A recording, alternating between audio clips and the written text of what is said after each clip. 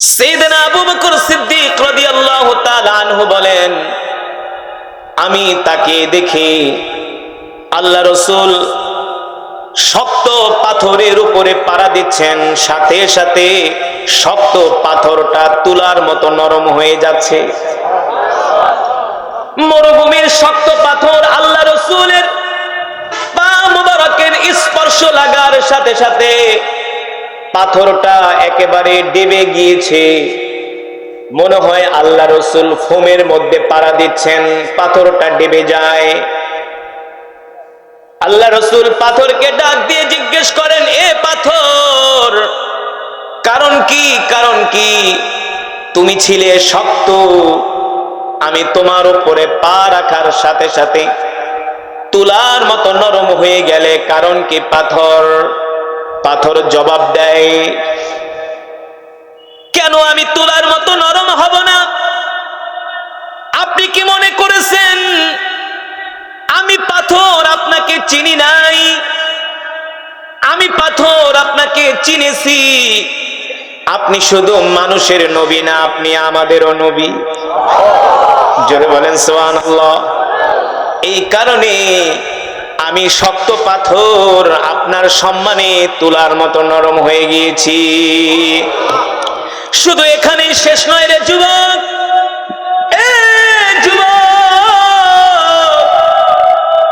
ও রাসূলের আশিকেরা, বিশ্বনবী রাহমাতুল লিল আলামিন মরুভূমির পথ ধরে হাঁটছেন।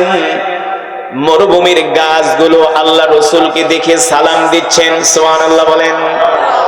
আল্লাহ রাসূল প্রশ্ন করেন, গাছ সালাম দিলা কেন? গাছ ডাক দিয়া বলে, কেন সালাম দিব না? আপনি কি ভেবেছেন আমরা আপনাকে চিনি নাই? আপনি শুধু মানুষের নবী না, আপনি আমাদের নবী। আল্লাহু আকবার। আল্লাহ রাব্বুল আলামিন কোরআনুল কারীমের মধ্যে সে কথাই বলছেন, ওয়ামা আরসালনাকা ইল্লা রাহমাতাল লিল আলামিন। আল্লাহু আকবার। নবী হে আমার, আমি আল্লাহ আপনাকে সমগ্র বিশ্ববাসীর জন্য রহমত করে পাঠিয়েছি। আল্লাহু আকবার। ও মুসলমান, শুধু এখানেই শেষ নয়, তাফসীরের মধ্যে এসেছে, সিরাতের কিতাবের মধ্যে এসেছে, আল্লাহ রাসূল মরুভূমির পথ ধরে হাঁটছেন, সাথে সাইয়েদনা আবু বকর সিদ্দিক রাদিয়াল্লাহু তাআলা আনহু মদিনার দিকে হেঁটে হেঁটে যাচ্ছেন, মরুভূমির পথ অতিক্রম করছেন। হিজরতের যখন 1 সপ্তাহ হয়ে গেল, আল্লাহ রাসূল সাইয়েদনা আবু বকরকে ডাক দিলেন, ইয়া আবা বকর, আনা আতশানুন জিদ্দান। ও আবু বকর, আমার পানির পিপাসা লেগেছে, আপনার কাছে কোনো পানি আছে নাকি? সাইয়েদনা আবু বকর সিদ্দিক রাদিয়াল্লাহু তাআলা আনহু বলেন, ওগো আল্লাহর রাসূল, আমার কাছে যত পানি ছিল সব পানি শেষ হয়ে গিয়েছে, এখন তো আমার কাছে কোনো পানি নেই। আল্লাহ নবী বলেন, আবু বকর, আমার প্রচন্ড পানির পিপাসা লেগেছে। এই কথা শোনার পরে সাইয়েদনা আবু বকর বলেন, আমার মন খারাপ হয়ে গেল, আল্লাহ রাসূলকে আমি পানি খেতে দিতে পারবো না। এর চেয়ে আবু বকরের কাছে আর কষ্টের কিছু হতে পারে না। সাইয়েদনা আবু বকর তো সে আবু বকর, আল্লাহ রাসূল ডাক দিয়ে বলেছিলেন, ও সাহাবীরা, তোমাদের যার ঘরে যা আছে নিয়ে এসো, জিহাদের জন্য সম্পদ লাগবে, অর্থ লাগবে, ঘোড়া তরবারি কেনার জন্য সম্পদের দরকার, অর্থের দরকার। এই কথা বলার সাথে সাথে সাইয়েদনা আবু বকর দৌড়ায়া বাড়িতে গেলেন। সিদ্দিকে আকবরে বাড়িতে যে ঘরের ভিতরে যত সম্পদ ছিল, থালাবাটি ছিল, কম্বল ছিল, এমনকি লবণের বাটিটা পর্যন্ত, লুসনিটা পর্যন্ত আল্লাহ রাসূলের সামনে এনে সাইয়েদনা আবু বকর হাজির করলেন। আল্লাহ রাসূলের কদম মোবারকে সাইয়েদনা আবু বকরের যত সম্পদ ছিল সব এনে হাজির করলেন। আল্লাহ নবী দেখেন লবণের বাটিটা পর্যন্ত নিয়ে এসেছেন সাইয়েদনা আবু বকর। সুবহানাল্লাহ বলেন। কেমন ভালোবাসতেন সাহাবীরা আল্লাহ নবীকে। আল্লাহ রসুলকে কেমন ভালোবাসতেন সাহাবীরা। সাহাবীরা আল্লাহ নবীকে শুধু মুখে মুখে ভালোবাসে নাই, তারা জীবন দিয়ে ভালোবাসতে। কিন্তু আমরা শুধু আল্লাহ নবীকে মুখে মুখে ভালোবাসি, কলিজা দিয়া ভালোবাসি না। কথা কয় না, কলিজা দিয়া ভালোবাসি। আনুন জিদ্দান, আবু বকর আপনার কাছে কোনো পানি আছে কিনা? সাইয়েদনা আবু বকর রাদিয়াল্লাহু তাআলা আনহু বললেন, ওগো আল্লাহর রাসূল, কোনো পানি নাই, কোনো খাবারও নাই।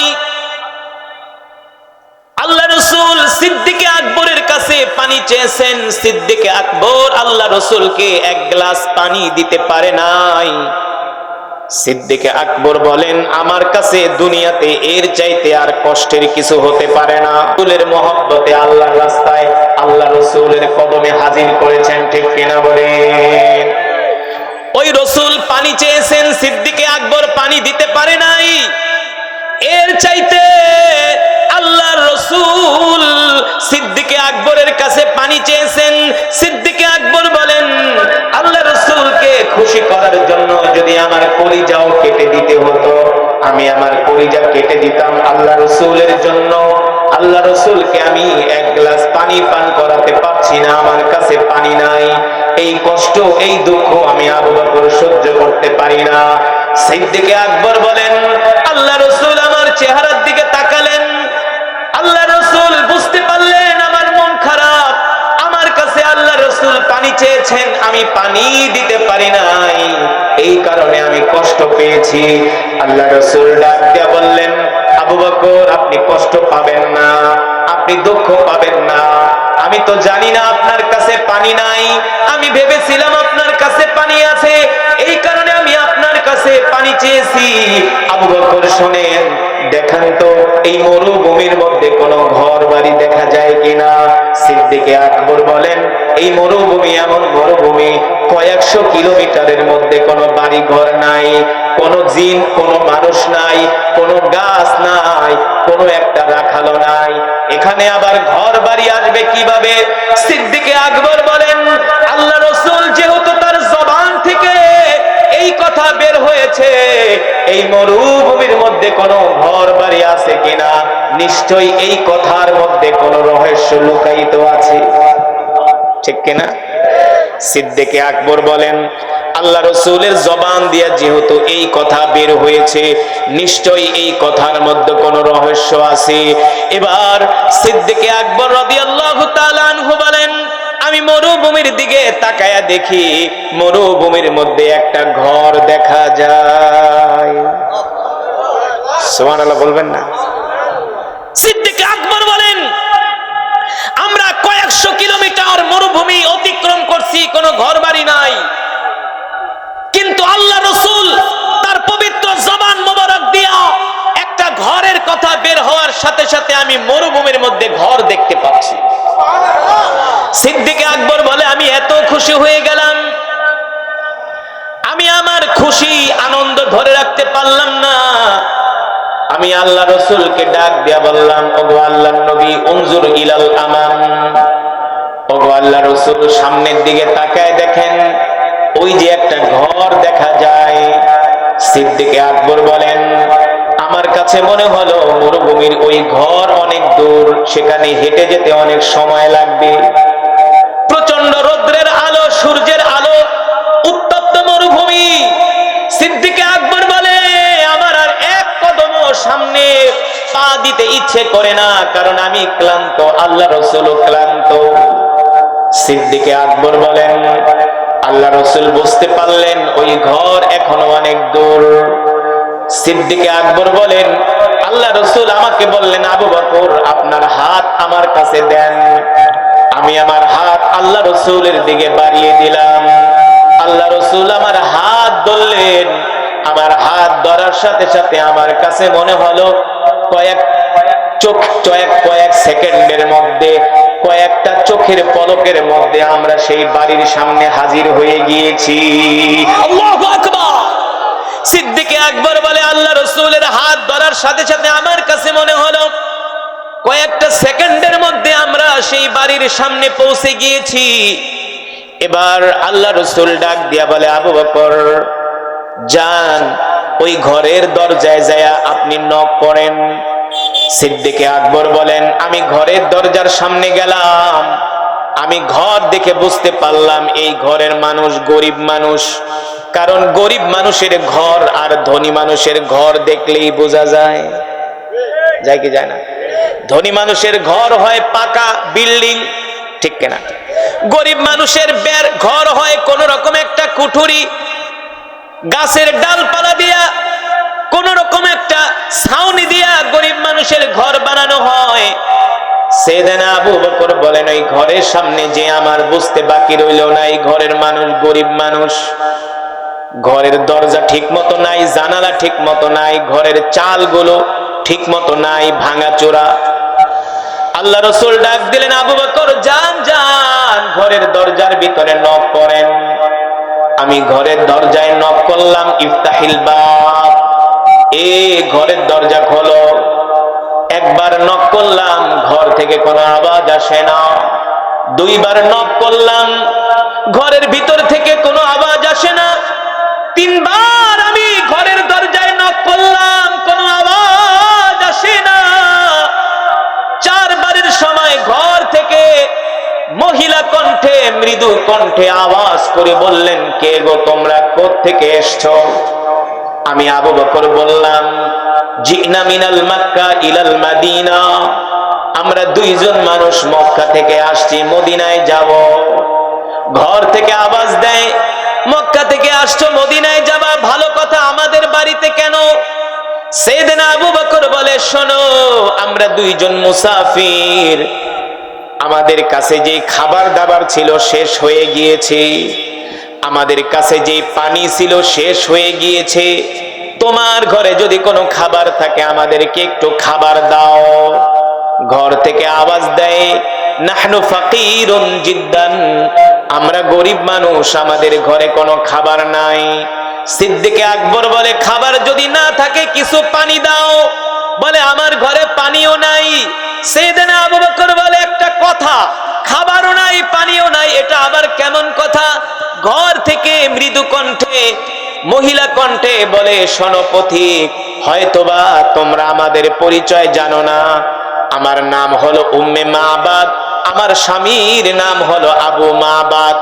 আমার স্বামী মেষ চরানোর জন্য, ভেড়া বকরি চরানোর জন্য আমার স্বামী মাঠে চলে গিয়েছে। যখন সন্ধ্যা হবে আমার স্বামী ওই মাঠ থেকে আসবে, এসে তিনি বকরি আর ভেড়া থেকে দুধ দোয়াবে, সেই দুধ আমরা পান করব। আর তিনি আসার সময় মরুভূমির কূপ থেকে পানি নিয়ে আসে, ওই পানিগুলো আমরা পান করি। আমাদের ঘরে কোনো খাবারও নাই, পানিও নাই। পথিক, তোমরা কষ্ট পেও না, আমরা গরিব মানুষ, আমাদের উপরে রাগ করো না। এই কথা শোনার পরে সাইয়েদনা আবু বকর বলে, আমার মন আরো খারাপ হয়ে গেল, আরো খারাপ। যাই হোক, একটু আশা টাশা নিয়ে আসছিলাম যে তার ঘরে খাবার পাবো, পানি পাবো, সেটাও নাই। সাইয়েদনা আবু বকর বলে, আমার মন খারাপ হয়ে গেল যে আল্লাহ রসুলকে আমি কিভাবে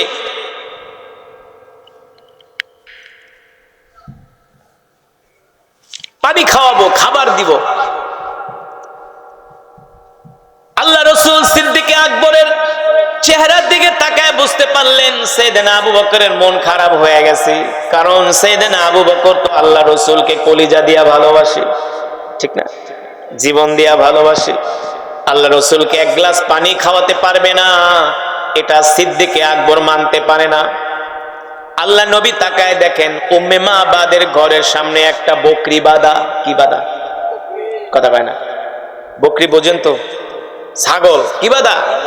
যেই বকরি দুধ দেয়, এমন একটা মেয়ে বকরি বাঁধা। গাবি, গাবি না, ছাগি। ও আচ্ছা। আল্লাহ রসুল বললে, আবু বকর, উম্মে মাবাদের ঘরের সামনে একটা বকরি বাঁধা আছে, আপনি উম্মে মাবাদ থেকে অনুমতি দেন। যদি সে আমাদের অনুমতি দেয় তাহলে আমরা ওই বকরি থেকে একটু দুধ দোয়া দুইজনে পান করব, তাহলেও কিছুটা পানির পিপাসা নিবারণ হবে, কিছুটা পেট ভরবে। কারণ বকরির দুধের মধ্যে কিন্তু অনেক পুষ্টি, জানেন? গরুর দুধের চেয়েও বকরির দুধে পুষ্টি বেশি, শক্তি বেশি, এনার্জি বেশি। সিদ্দিকে আকবর ডাক দিলেন, উম্মে মাবাদ, তোমার ঘরে তো খাবারও নাই, পানিও নাই, তোমার ঘরের সামনে তো একটা বকরি বাঁধা আছে, যদি তুমি অনুমতি দাও আমরা ওই বকরি থেকে একটু দুধ দয়া দুইজনে পান করব, যদি অনুমতি দাও। উম্মে মাবাদ বলে, পথিক শোনো, আমার ঘরে যেই বকরিটা বাঁধা আছে এই বকরি হলো একটা অসুস্থ বকরি, প্রতিবন্ধী, হাঁটতে পারে না, চলতে পারে না, বয়স হয়ে গেছে, দুধ দিবে তো দূরের কথা, আমরা তো ওকে মাঠে নেই না ঘাস খাওয়ানোর জন্য, হাঁটতে পারে না। আল্লাহর নবী মুস্কি মুস্কি হেসে বলে, আবু বকর আপনি শুধু উম্মে মাবাদ থেকে অনুমতি আনেন, দুধ দোয়ানোর দায়িত্ব আমার। সুবহানাল্লাহ বলবেন না? সিদ্দিক আকবর বলে, বোন তুমি শুধু অনুমতি দাও, দুধ দোয়ানোর দায়িত্ব আমাদের। উম্মে মাবাদ বলে, অসুস্থ বকরি দুধ দেয় না, কথা বললে কেন বিশ্বাস করো না? কিন্তু উম্মে মাবাদ তো আর জানে না আজকে তার বাড়িতে কার আগমন ঘটেছে, ঠিক কিনা বলেন? তিনি তো হলেন রহমাতুল লিল আলামিন। আল্লাহু আকবার। যেই নবী সম্বন্ধে আল্লাহ তাআলা কোরআনুল কারীমের মধ্যে বলছেন, লাকাদ জাআকুম রাসূলুম মিন আনফুসিকুম আজিজুন আলাইহি মা আনিতুম হারিস, আল্লাহু আকবার, হারিসুন আলাইকুম বিল মুমিনিনা রাউফুর রহিম, ফাইন তাওয়াল্লাউ ফাকুল হাসবিয়াল্লাহু লা ইলাহা ইল্লা হু আলাইহি তাওয়াক্কালতু ওয়া হুয়া রাব্বুল আরশিল আযীম, আল্লাহু আকবার। উম্মে মাবাদ তো জানে না তার বাড়িতে কার আগমন ঘটেছে। উম্মে মাবাদ বলে, পথিক আমার বকরিতে কোনো দুধ দেয় তো দূরের কথা, হাঁটতে পারে না, চলতে পারে না, অসুস্থ বকরি।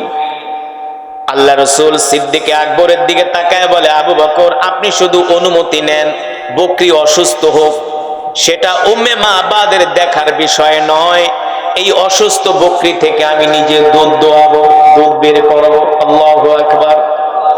একবার, দুইবার, তিনবার জিজ্ঞেস করার পরে উম্মে মাবাদ, মহিলা মানুষ, বলে, মিয়া এতবার বলি বকরি দুধ দেয় না, অসুস্থ, তুমি কি আমার কথা বিশ্বাস করো না?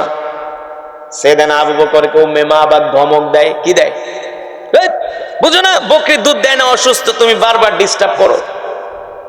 সিদ্দিক আকবর বলে, বোন রাগ করো না, শুধু অনুমতি দাও। মহিলা মানুষ অনুমতি বলে, ঠিক আছে যাও, অনুমতি দিলাম, দুধ দোয়া পারলে খাও, ডিস্টার্ব করো না, কথা বললে বিশ্বাস করো না। সিদ্দিক আকবর বলে, উম্মে মাবাদ রাগ করো না, হাসি মুখে অনুমতি দাও। আল্লাহু আকবার। আগে বকরি জবাই করা, দুধ তো দূরে কথা, বকরি খেয়ে ফেলতাম আমরা হইলে, কিন্তু আমার নবীর চরিত্র ফুলের চাইতেও, ঠিক না? কত সুন্দর আখলাক আমার রাসূলের। বলে আগে অনুমতি আনেন আবু বকর, তারপরে। মহিলা মানুষ রাগ করে অনুমতি দিছে, ঠিক আছে যাও, দুধ দোয়া খাও, পান করো। এবার অনুমতি তো দিল, কিন্তু দুধ যে দোয়াবে, রাখবে কি সে পাত্র দরকার আছে, গে আছে না? পাত্র ছাড়া কি দুধ রাখা যায় নাকি? সিদ্দিক আকবর বলে, উম্মে মাবাদ রাগ করো না, ঘর থেকে একটা পাত্র দাও। মহিলা মানুষ এমনি মন ছোট, ঘর থেকে একটা ছোট একটা পাত্র দিছে। হাদা দালবুন সগীরুন, একটা ছোট পাত্র, ছোট একটা বালতি। আল্লাহ রাসূল বলে, আবু বকর এই ছোট পাত্রে হবে না, বড় পাত্র লাগবে। আর আস্তে করে সুবহানাল্লাহ। সিদ্দিক আকবর বলে, বোন রাগ করো না, কত আর তোমারে ডিস্টার্ব করুম, ছোট পাত্রে হবে না, অসুস্থ বকরি দুধ দেয় না, আবার কে বড় পাত্র, পাগল নাকি? বুঝলাম না, এত ডিস্টার্ব করো। এবার উম্মে মাবাদ বলে, আমার কেমন যেন একটু সন্দেহ হলো, কে যেন পাশ থেকে এত সুন্দর মিষ্টি কণ্ঠে ফিস ফিস করে কথা বলতেছি, যার কণ্ঠের আওয়াজ শুনে আমি তার জন্য পাগল হয়ে গেলাম। জোরে বলেন সুবহানাল্লাহ। উম্মে মাবাদ বলে, ওয়াল্লাহি রব্বিল কাবা, আমি রবের কাবার কসম খায়া বলি, আমি একটু ঘরের দরজাটা ফাঁকা করে বাইরের দিকে তাকাইলাম, রবের কাবার কসম খায়া বলি, আমার চোখের নজর সরাসরি যুবক মুহাম্মদ সাল্লাল্লাহু আলাইহি ওয়াসাল্লামের চেহারা মোবারকের দিকে পড়ল। আমি আমার চোখের নজর যখন তার চেহারা মোবারকের দিকে পড়ল, আমি তাকায়া তাকায়া ভাবতেছি, এ তো মানুষ না, মনে হয় আমার বাড়িতে পূর্ণিমার চাঁদ উদিত হয়েছে। আল্লাহু আকবার। উম্মে মাবাদ বলে, যুবক মুহাম্মদ সাল্লাল্লাহু আলাইহি সাল্লামের চেহারার দিকে তাকায় আমার কাছে মনে হলো আমার বাড়িতে আকাশ থেকে পূর্ণিমার চাঁদ উদিত হয়েছে। এত সুন্দর চেহারার মানুষ আমি আজ পর্যন্ত কোনোদিন দেখি নাই। আল্লাহু আকবার। আমার কলিজার টুকরা রাসূলের চেহারা এত সুন্দর ছিল, সুবহানাল্লাহ বলবেন। কেমন সুন্দর! আমার রাসূল ছিলেন চাঁদের চেয়েও সুন্দর। চাঁদের কলঙ্ক আছে, আমার রাসূলের কলঙ্ক। আমার রাসূল বলেন, আল্লাহ তাআলা এই পৃথিবীতে সবচেয়ে আমাকে আল্লাহ সুন্দর করে বানিয়েছেন। আমার ভাই পয়গম্বর ইউসুফ ছিলেন সাদা সুন্দর, আমি হলাম লাল সুন্দর। সুবহানাল্লাহ বলেন। আল্লাহ রাসূল বলেন, আমার ভাই পয়গম্বর ইউসুফ হলেন সাদা সুন্দর, আমি হলাম লাল সুন্দর। চট্টগ্রামের ভাইয়েরা, আপনাদের কাছে প্রশ্ন, সাদা সুন্দর বেশি আকর্ষণীয় নাকি লাল সুন্দর? কি সুন্দর? যখন নাতি বিয়ে করতে যায়, নাতি বোঝেন তো, দাদি ডাক দিয়ে কয়, এই পাড়া বিয়ে করতে যাইতাছস, এখন যেটারে দেখবি ওইটারই ভালো লাগবো। হ্যাঁ, যৌবন বয়স, যেটারে দেখবি ওইটারে ভালো লাগবো। তবে শোন, বিয়া যে করতে যাইতাছস, যেটারে পছন্দ করবি দেখবি ওর চেহারাটা লাল কিনা। কারণ লাল সুন্দর মানুষ যখন রোদ্রে যায় তার চেহারা আরো আলোকিত হয়ে যায়, চেহারার সৌন্দর্য আরো বেড়ে যায়, লাল টকটকে লাগে, ঠিক কিনা? আমরা যখন মিশরে পড়াশোনা করতাম, মিশরে মাঝে মাঝে কায়রোর বাজারে যেতাম, মিশরের মানুষের চেহারা 1000 মিশরি যদি এক জায়গায় থাকে, সবার চেহারা এক, সব একরকম লম্বা, একরকম ফর্সা। আর আমরা বাঙালিরা হলাম মিক্স বিট। কি বিট? ওই যে দেখেন, একটা উঁচা লম্বা সুন্দর, আর একটা আমি খাটো কালো, সাদা মাদা সব মিলায়া আছে, মিক্স বিট। কিন্তু মিশরের মানুষ সব এক, একের চেহারা। কারণ মিশর হলো পয়গম্বর ইউসুফ আলাইহিস সালামের দেশ। যখন বাংলাদেশের বিমানে উঠতাম, বাংলাদেশ থেকে দুবাই পর্যন্ত বাংলাদেশ বিমানে সব বাঙালি, এক একজনের চেহারা এক এক রকম। কিন্তু যখন দুবাই থেকে কায়রোর বিমানে উঠতাম, দেখতাম সব মিশরি এক লেভেলের চেহারা। এত সুন্দর মিশরের মানুষ, কারণ পয়গম্বর ইউসুফ আলাইহিস সালামের দেশ। আম্মা জান আয়েশা রাদিয়াল্লাহু তাআলা আনহা বলেন, পয়গম্বর ইউসুফের চেহারা দেখে মিশরের রমণীরা আপেল কাটতে যে আঙ্গুল কেটে ফেলেছে। আম্মা জান আয়েশা বলেন, আমার স্বামী মুহাম্মদ সাল্লাল্লাহু আলাইহি সাল্লামের চেহারা যদি মিশরের রমণীরা দেখতো, শুধু আপেল কাটতো না, আঙ্গুল কাটতো না, কলিজা কেটে ফেলতো, তারপরেও আল্লাহ রাসূলের চেহারা মোবারক থেকে নজর ফিরাতে পারতো না। এত সুন্দর ছিলেন আমার রাসূল। সুবহানাল্লাহ। পৃথিবীর সব সৌন্দর্য আল্লাহ আমার নবীকে দান করেছে। শুধু এখানেই শেষ নয়, উম্মে মাবাদ বলে, আমি যুবক মুহাম্মদ সাল্লাল্লাহু আলাইহি সাল্লামের চেহারার দিকে তাকায়া পাগল হয়ে গেছি। উম্মে মাবাদ এবার আল্লাহ রাসূলের চেহারার সৌন্দর্যের বর্ণনা দিচ্ছেন। আমি দেখি যুবক মুহাম্মদের গালগুলো এত সুন্দর, বেদেনার মতো লাল। সুবহানাল্লাহ। তার চুলগুলো দেখতেছি হেলতেছে, দুলতেছে। তার কপাল মোবারক থেকে ঘাম বের হচ্ছে, প্রতিটা ঘামের ফোঁটা আমার কাছে হীরামণি মুক্তার চেয়েও আরো চমৎকার লাগছে। সুবহানাল্লাহ বলেন। উম্মে মাবাদ বলে, যুবক মুহাম্মদ সাল্লাল্লাহু আলাইহি সাল্লামের হাতগুলো এত সুন্দর, চোখগুলো এত সুন্দর। সুবহানাল্লাহ বলবেন না? উম্মে মাবাদ বলে, যুবক মুহাম্মদ সাল্লাল্লাহু আলাইহি সাল্লাম এত সুন্দর করে বিনয়ী কণ্ঠে, নরম কণ্ঠে, কোমল কণ্ঠে এত এত সুন্দর করে কথা বলছেন, আমি আমার জীবনে কোনোদিন কোনো পুরুষকে এত সুন্দর করে কথা বলতে দেখি নাই।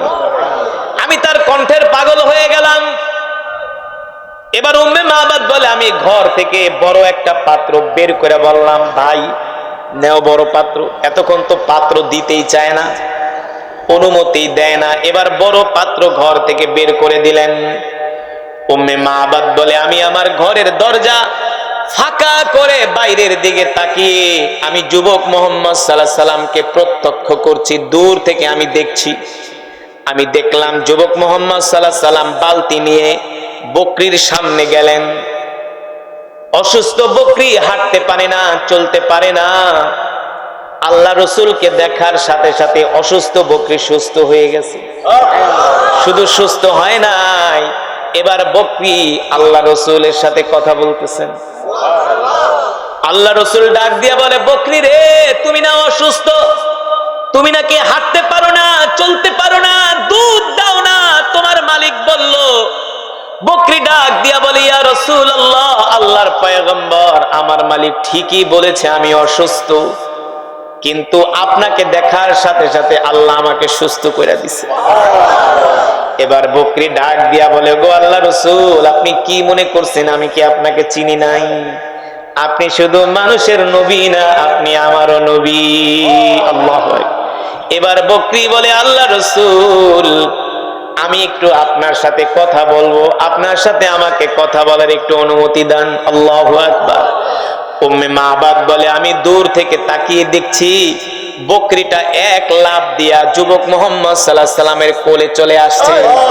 আল্লাহ রাসূল বকরিটাকে আদর করে কোলে তুলে নিছে। এবার বকরি আল্লাহ রাসূলের কান মোবারকের সাথে তার জবান লাগিয়ে কথা বলছেন, আর বকরির চোখ দিয়া ঝরঝর করে পানি পড়তেছে। বকরি ডাক দিয়া বলে, গো আল্লাহর রাসূল, আমি অসুস্থ ছিলাম, আমি হাঁটতে পারি না, চলতে পারি না, আমি দুধ দেই না, এই কারণে আমার মালিক আমাকে ঘাস খাওয়ানোর জন্য মাঠে নেয় না, আমার মালিক আমাকে ঠিকমতো খাবার দেয় না, আমার যত্ন নেয় না, আমি অসুস্থ হয়ে গেছি। আল্লাহ রাসূল ডাক দিয়া বলে, বকরি রে, কান্না করিস না, কান্না করিস না, আমি রাসূল তোকে দেখেছি, এই বরকতে আল্লাহ তোকে কোনোদিন আর অসুস্থ করবে না। আল্লাহু আকবার। এবার বকরির চোখ দিয়া ঝরঝর করে পানি পড়তেছে। আল্লাহ রাসূল বকরিটাকে আদর করতেছে। উম্মে মাবাদ বলে, আমি দূর থেকে তাকিয়ে দেখি বকরির সাথে যুবক মুহাম্মদ সাল্লাল্লাহু আলাইহি সাল্লামের সাথে বকরি কথা বলতেছে, আর আল্লাহ রাসূল বকরির মাথায় হাত দিয়ে আদর করতেছে আর বলতেছে, বকরি, আল্লাহ তোমাকে আর কোনোদিন অসুস্থ করবে না। আল্লাহু আকবার। এবার আল্লাহ রাসূল ডাক দিয়ে বলে, বকরি রে, আমরা দুইজন ক্ষুধার্ত, পিপাসার্ত, তুমি যদি অনুমতি দাও আমরা তোমার স্তন থেকে একটু দুধ দহন করে দুইজনে পান করব। দেখেন আমার রাসূলের চরিত্র কত সুন্দর না। বকরি থেকে অনুমতি চাইতেছি, এই কথা বলার সাথে বকরি তার দুই পা দুই দিকে ছড়িয়ে দিলেন। দুই দিকে ছড়িয়ে দিয়ে এবার বকরি আল্লাহ রাসূলকে বলতেছে, ওগো আল্লাহ রাসূল, আমি আমার দুই পা দুই দিকে ছড়িয়ে দিলাম, আপনি আমার স্তন থেকে এবার দুধ বের করেন। আল্লাহ রাসূল বিসমিল্লাহ বলে বকরির স্তনে হাত দেওয়ার সাথে সাথে পুরো বকরির স্তন দুধে ভরপুর হয়ে গেছে। এবার বকরি ডাক দিয়া বলে, গো আল্লাহর নবী, আমি আর দুধের ভার সইতে পারি না, তাড়াতাড়ি করে আমার থেকে দুধ দোয়ান। আল্লাহু আকবার। অসুস্থ বকরি হাঁটতে পারে না, চলতে পারে না, দুধ দেবে তো দূরের কথা, এবার রহমাতুল লিল আলামিনের পবিত্র হাত মোবারক লাগার সাথে সাথে দুধ বকরির স্তনে দুধে ভরপুর হয়ে গেছে। সুবহানাল্লাহ। এবার আল্লাহ রাসূল নিজের বরকতি হাত মোবারক দিয়া দুধ দোয়াচ্ছেন। দুধ দোয়াতে দোয়াতে দুধ বের করতে করতে এবার বড় বালতি ভরে গেছে। উম্মে মাবাদ দূর থেকে তাকায় তাকায় দেখতেছেন। সুবহানাল্লাহ বলেন। দূর থেকে তাকায় তাকায় দেখা কয়, এটা আবার কোন আজব কারবার, এমন মানুষ তো আমি জীবনে কোনোদিন দেখি নাই। এবার দুধ এক বালতি হওয়ার পরে আল্লাহ রসুল ডাক দিয়ে সাইয়েদনা আবু বকরকে বলে, আবু বকর আপনি দুধ পান করেন। সাইয়েদনা আবু বকর বলে, আল্লাহ রসুল আগে আপনি পান করেন। আল্লাহ রসুল নিজের হাতে সিদ্দিক আকবরকে দুধ পান করালেন। এবার আল্লাহ রসুল নিজেও পান করলেন। এবার আল্লাহ রসুল ডাক দিয়ে বলে, আবু বকর দেখেন তো দুধের অবস্থা কেমন, দুধ কমছে টমছে কিনা, না আগের মতো আছে? সিদ্দিক আকবর বলে, গো আল্লাহ রসুল, আল্লাহি রব্বিল কাবা, রবের কাবার কসম খায়া বলি, যেমন দুধ তেমন আছে, এক ফোঁটাও কমে না, এক ফোঁটাও কমে নাই। আল্লাহ রসুল বলে, আবু বকর, আবু বকর যান, এবার দুধের বালতিটা উম্মে মাবাদকে দিয়ে আসেন। এবার উম্মে মাবাদের সামনে এত বড় দুধের বালতি দিয়ে, উম্মে মাবাদ খাও, তুমি পান করো, তোমার স্বামীরও পান করায়, আমরা গেলাম। এবার তো উম্মে মাবাদ ঘরের দরজা ফাঁকা করে এক লাফ দিয়া ঘরের উঠানে পড়ে গেছে। উঠানে পড়া বলে, এই বরকতের মেহমান, হাত ধরি, যেও না, যেও না, যেও না, তোমাদের মতো বরকতের মেহমান আমি আজ পর্যন্ত কোনোদিন দেখি নাই। উম্মে মাবাদ বলে, আমি ঘর থেকে বের হওয়ার সাথে সাথে দেখি আমার পুরা বাড়িটা আল্লাহ রসুলের শরীরের ঘ্রাণ মোবারকে, পুরা বাড়িটা ঘ্রাণ ছড়ায় গেছে, মনে হয় জান্নাতের খুশবুর ঘ্রাণ বের হচ্ছে আল্লাহ রসুলের শরীর মোবারক থেকে। উম্মে মাবাদ বলে, আমি এই ঘ্রাণে বিমোহিত, বিমুগ্ধ হয়ে গেলাম। এবার দেখি যুবক মুহাম্মদ সাল্লাল্লাহু আলাইহি সাল্লাম তার সাথীকে নিয়ে মরুভূমির মধ্যে দিয়ে যাচ্ছেন। আমি দেখতেছি আকাশের মেঘমালা ছাতার মতো করে যুবক মুহাম্মদ সাল্লাল্লাহু আলাইহি সাল্লামকে ছায়া দিচ্ছে। আল্লাহ রসুলের গায়ে রৌদ্রের আলো লাগতে, সূর্যের আলো স্পর্শ করতে দেয় না আকাশের মেঘমালা। যেই রসুলকে মরুভূমির পাথর পর্যন্ত, যেই রসুলকে সাক্ষী দেয়, ওগো আল্লাহ রসুল আপনি হলেন রহমাতুল লিল আলামিন, ঠিক কিনা বলেন?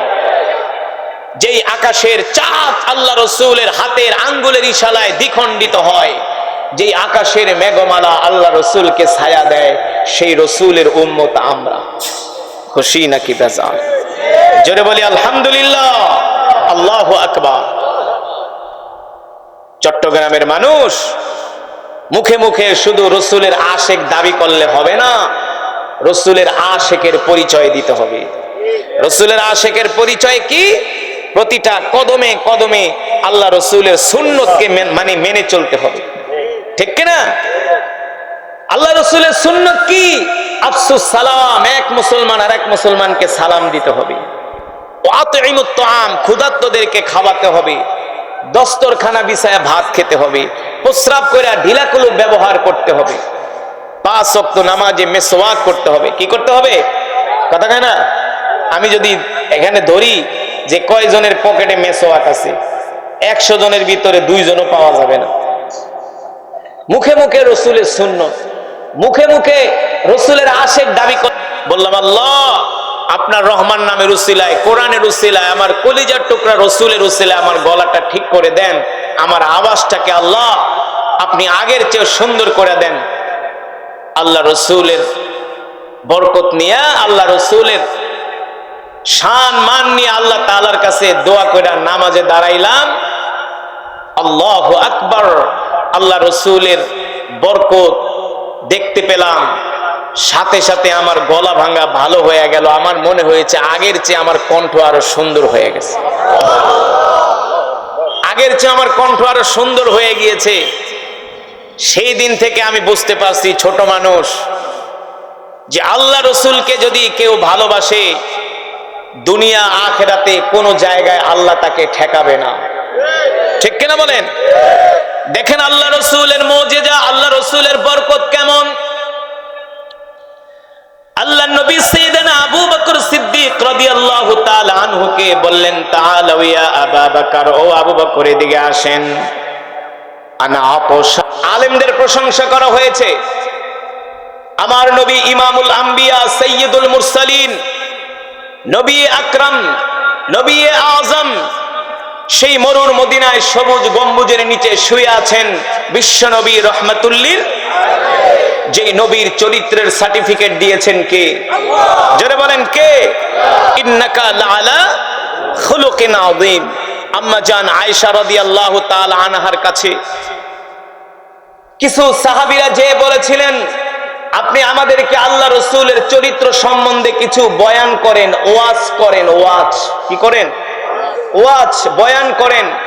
আম্মা জান আয়েশা রাদিয়াল্লাহু তাআলা আনহা বলছিলেন, কেন তোমরা কি কোরআন পড়ো না? সাহাবায়ে কেরাম উত্তর দিয়েছিলেন, হ্যাঁ অবশ্যই আমরা প্রতিদিন কোরআন পড়ি, প্রতিনিয়ত কোরআন পড়ি। আম্মা জান বলেছিলেন, যদি তোমরা কোরআন পড়ে থাকো তাহলে শুনে রাখো, গোটা কোরআনই হলো আল্লাহ রাসূলের চরিত্র। গোটা কোরআনই হলো আল্লাহ রাসূল বিশ্বনবী রাহমাতুল লিল আলামিন 63 বছর জিন্দেগিতে আল্লাহ রাসূলের জবান দিয়া কোনোদিন একটা মিথ্যা কথা বের হয় নাই। মিথ্যা কথা তো দূরের কথা, যাকে বলে স্লিপ অফ টাং। আমাদের মুখ ফসকে অনেক সময় অনেক অসার কথা বের হয়, কথা না। মক্কার কাফেররা পর্যন্ত কোনোদিন বলতে পারে নাই মুহাম্মদ সাল্লাল্লাহু আলাইহি সাল্লামের জবান থেকে মুখ ফসকে একটা অসার কথা বের হয়েছে, ঠিক কিনা বলেন? আল্লাহ রাসূল যখন মক্কা থেকে হিজরত করে মদিনায় যাচ্ছিলেন, মরুভূমির রাস্তা দিয়ে আল্লাহ রাসূল হাঁটছেন, প্রচন্ড রৌদ্র। সাইয়েদনা আবু বকর সিদ্দিক রাদিয়াল্লাহু তাআলা আনহু আসমানের দিকে তাকিয়ে দেখেন আসমানের মেঘমালাগুলো আমার রাসূলকে ছায়া দিচ্ছেন। সূর্যের আলো আমার রাসূলের গায়ে লাগে না। সাইয়েদনা আবু বকর সিদ্দিক আকবরের আর বুঝতে বাকি রইল না যে আকাশের মেঘমালা আল্লাহ রাসূলকে ছাতার মতো ছায়া দিচ্ছেন। শুধু এখানেই শেষ নয়, ওই বেটা তোর কি মাইকেরি ঠাস ঠাস করে কথা কয়ে ওয়াজ মজা পাই না?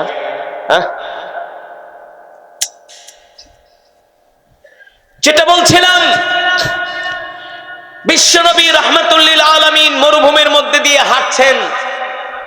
যারা সৌদি আরবে থাকেন, মধ্যপ্রাচ্যে থাকেন, তারা জানেন মধ্যপ্রাচ্যের গরম কত প্রকার ও কি কি না। সব সময় 50 ডিগ্রি থাকে, 50 ডিগ্রি থাকে। এত গরম, ওই গরমের কারণে মরুভূমির পাথরগুলো আরো বেশি উত্তপ্ত হয়ে যায়, ঠিক কিনা? আল্লাহ রাসূল বিশ্বনবী রাহমাতুল লিল আলামিন মরুভূমির মধ্যে দিয়ে হাঁটছেন। কোরআন তেলাওয়াত আমার খুব ভালো লাগছে, এই জন্য তোমাকে রূপী দিলাম।